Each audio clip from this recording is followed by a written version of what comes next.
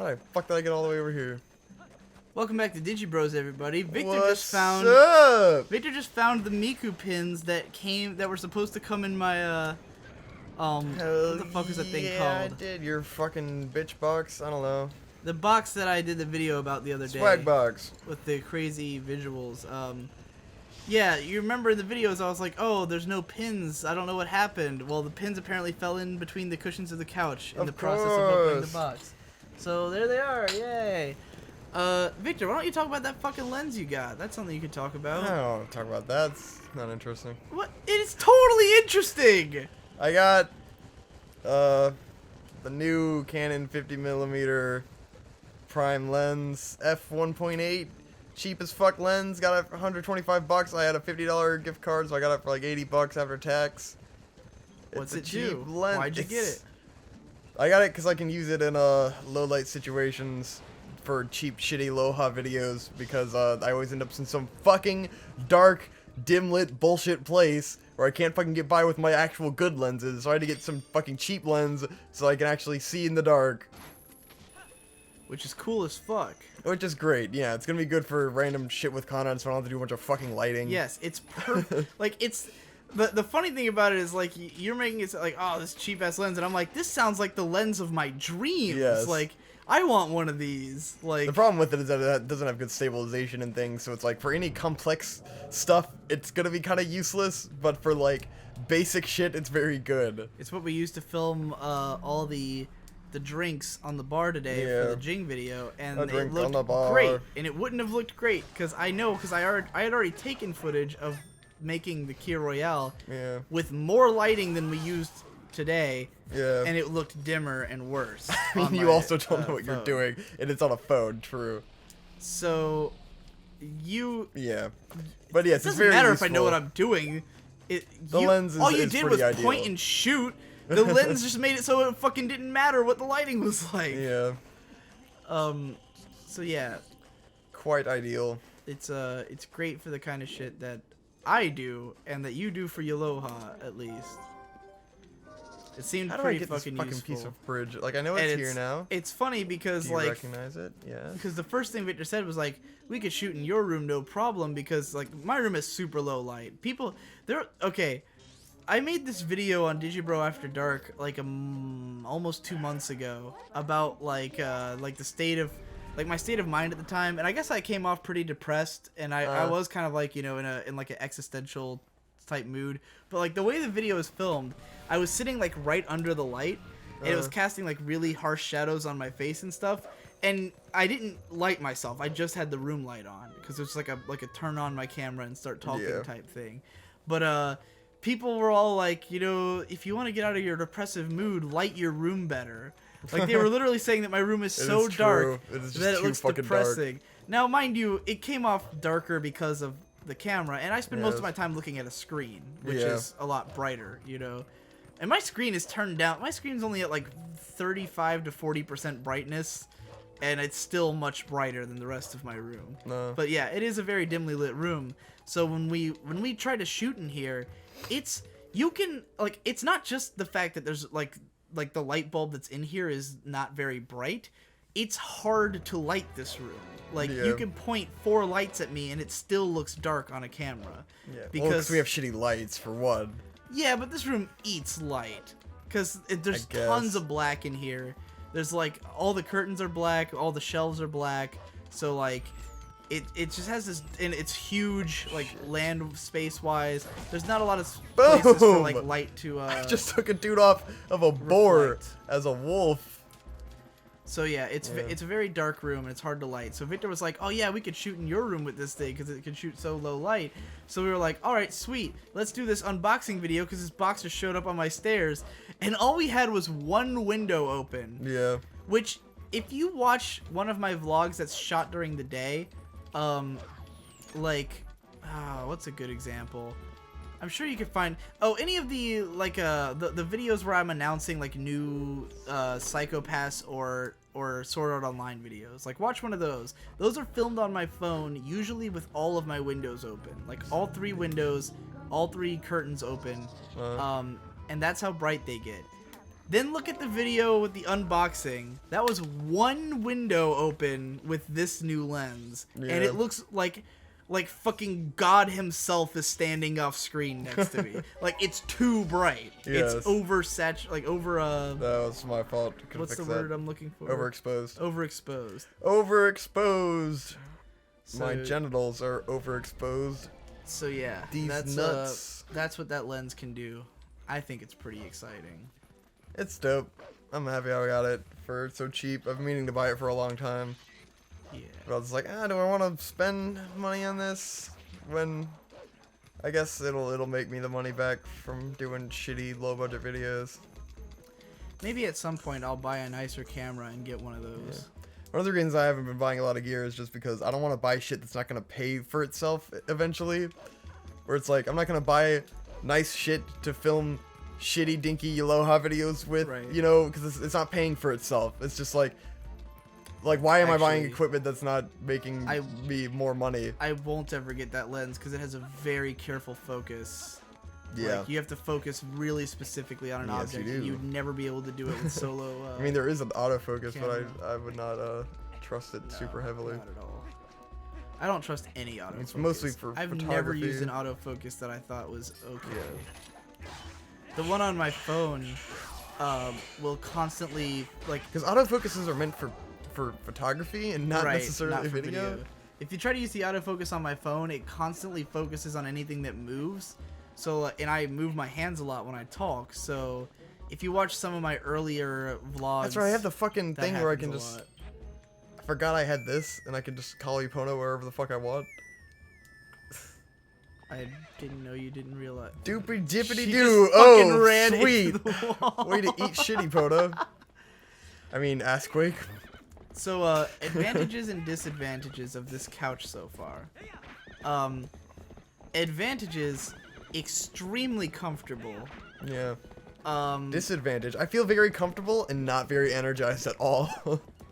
I feel way too chill right now. Disadvantage number one, the microphone pole takes up so much space that It's I quite have ridiculous. I really have to slide over to where Victor is to get around it. Like, I can't escape, basically, because there's like a cord and a pole, so there's no room for me to get off this couch without Victor moving out of the way first. Disadvantage number two, my eyesight is not enough to read the numbers on Audacity. Okay, so you can't see because the last episode was really long. Yeah. And I was like, is he gonna call it or what? The last episode should have gone until it said 24. Yeah. But all I could read was the 2 and I couldn't see the other number. So it went to Yeah, 29 looked pretty instead of long. 24. And so yeah, I couldn't tell that it was as long as it was. And now I can't even see the waveforms because I had to open the new track and the chair is blocking it from where I'm sitting. Disadvantage number 3, we had to get out 2 TV trays to hold our drinks because there's no longer a desk right in front of us to put our drinks on, or the TV tray we used to use to record. If you don't know what a TV tray is, Google it. I feel like It's that a could little very tray. easily It's be an very American simple. thing. Yeah, probably. And Oh, I can just jump up here. and also, Of course. while Victor is laying back now, through most of the last episode, we realized that Victor likes to sit forward and I like to Yeah. sit back, completely destroying the entire Yeah. purpose of recording on a couch. And it is comfortable. It I is suppose comfy it's as shit. pretty comfy compared to the chairs. It's great for gaming. It is Yeah. great for exactly what I Not great wanted for it staying awake. No. Well, that's what I was saying, that getting immersed to me is about... Which is I don't understand that at all. That just sounds so incredibly stupid to me. When I'm... Getting immersed is All about right. falling asleep while you're playing the game. main reason that I can't... I understand like the autopilot mode you can get into when you're like Yeah, when it's that's what 4 I'm a.m. saying. and you're playing World of Warcraft and you just fucking zoned out and you don't even know what you're doing anymore. I'm saying but I can't... that's an MMO I can't feel. do that if I'm like... That's only for mindless games though. Like if All you're, games are mindless! Yeah, but some games are more engaging. Like this game I'm more engaged than if I'm playing Phantasy Star and I'm literally not even thinking. All games are mindless. Nah, Games don't require thought. not difficult games. I can't play Metal Gear Solid 5 mindlessly. How can you not? The game is, like... It's just repetitive as shit. But it's not easy. It is not easy, and it hurts me. Well, The game is stressful. It is the opposite of this. It is absolutely stressful, and that's why I haven't been playing it for a couple days. Because I'm just like, oh my god, it hurts. Yeah, I personally feel like the reason I haven't been able to get into video games, and also it's a problem with trying to marathon shows, is that I sit at my desk in my chair that is like made for work, and I'm like right there in front of, you know, the entire internet, all the other things I want to do. So like I'm always antsy. I'm always like, oh, I gotta check Twitter, I gotta check my Google, check, you know, all this shit. And like and so it got me thinking, like, if I was further away, if I wasn't right at the computer, if I was laid back, if I was like, you know, able to just get into the groove with something, then I wouldn't want to check all that stuff, you know? Yes. And so far, the only opportunity I've had to test that was watching the first 7 episodes of Brotherhood, and it was totally like that. I laid back on this couch, and I had no desire to lean forward or move. I didn't want to get up to touch the mouse to skip the intros and outros. I was just like, I am completely here. It's just me and the show and whatever food I've got, you know? That's another thing. It's easier to, like, because you can, I realized from watching anime from my bed, which that was part of what inspired me to get the couch too, is that like I started watching anime from the bed, but I can't lay down and like watch something, you know, like I feel weird. So I would try to like turn the bed into like a seat by like putting blankets and pillows and stuff. It just wasn't really working for me. It was uncomfortable. But I realized that like anime is not meant to be watched up close. You are not meant to be 4 feet away from the screen when you watch anime. You're meant to be like 7 or 8 feet away from the screen. Yeah. Because when you're up close, you see every line right there. You see every imperfection. You see every little like way that it's not perfect, you know?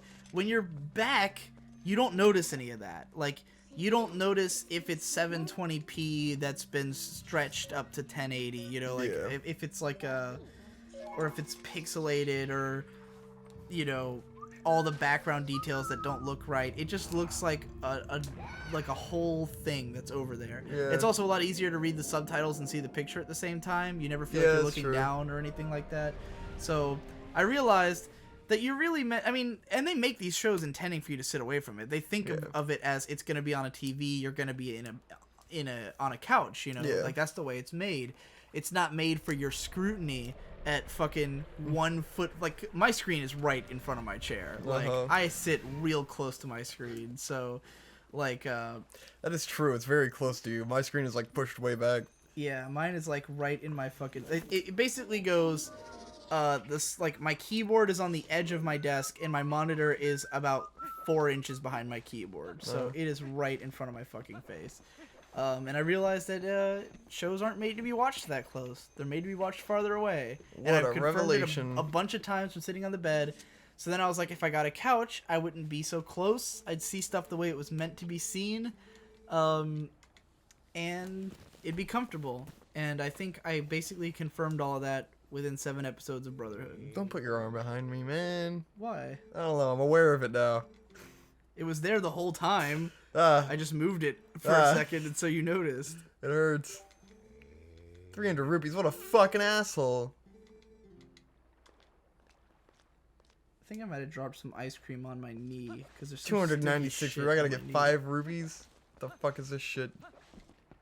4 rupees. Oh yeah, we didn't talk about how your car got coned. Oh yeah, the cone, Coney Island. You can talk about this. You haven't been talking. I don't want to talk about. It's not a fascinating story if I tell it. You're much better at storytelling. Our fans like it when you talk. Yeah, a little bit. All right. So me and Conrad and Hope today, me and Conrad today, we're sitting down to do Digi Bros, and I get a text from Hope asking if we want to go to Dairy Queen. And I was like, fuck yeah, let's go to Dairy Queen. I'll buy you ice cream if you fucking come to Dairy Queen with me and Hope. It'll be great. So we go to Dairy Queen, we sit there and we eat our Dairy Queen. We go back to our car, and Connor notices that there's an ice cream cone on the ground near the car door. He's like, fucks with that? It was an ice cream cone. Some Yeah. asshole dropped their cone on the ground, and we're like, that's bullshit. Then we're driving away, and we notice that there's ice cream all over the window, and that there's a little piece of cone stuck in the window. We're like, did someone throw a fucking ice cream cone in my car? And then we get out later, and there's just ice cream all over the top of the car and across to the side mirror. Yes.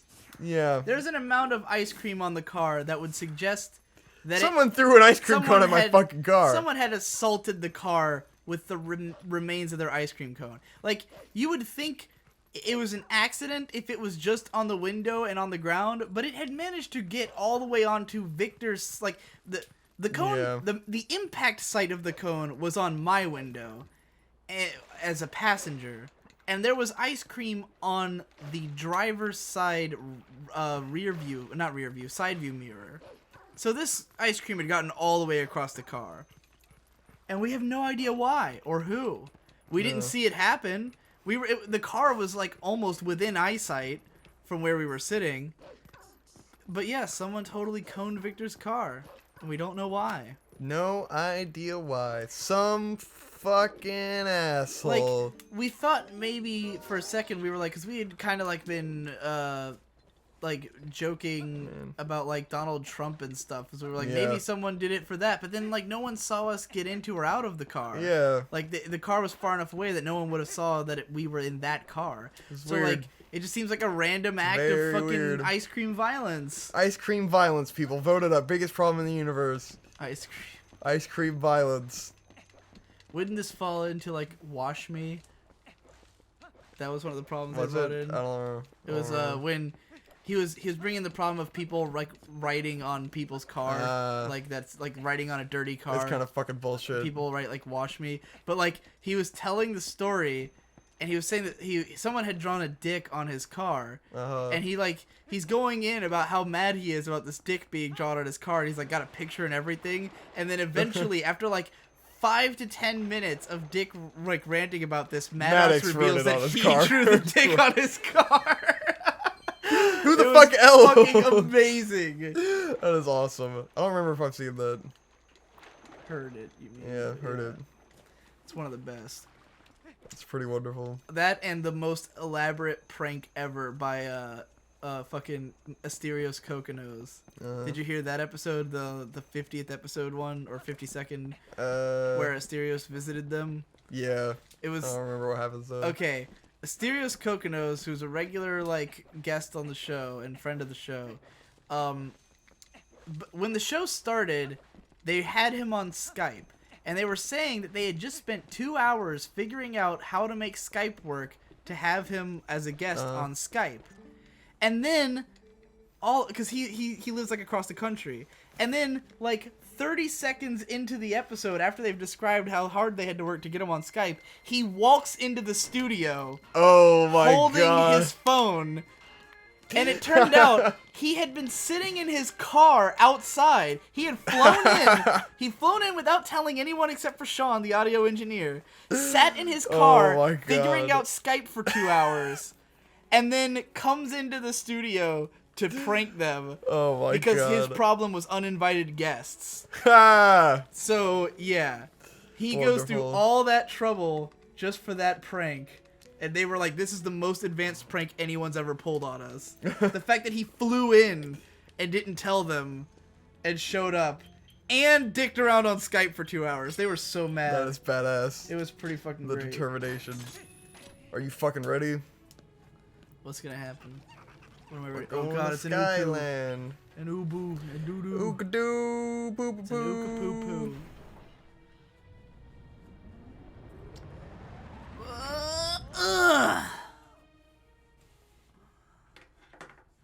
So now you're in. Oh my Skyland. god! It's Skyward Sword. Temple in the sky. Fuck yeah, let's do it. Well, everybody, I guess we're gonna be exploring a temple in the sky. Next time on Digi Bros. Yeah, I got up to confirm that the time was that. Oh my god, what the fuck is that? Oh shit, motherfucker! What is that? We'll find out next time on. Next Digi time on Bros. it, we won't.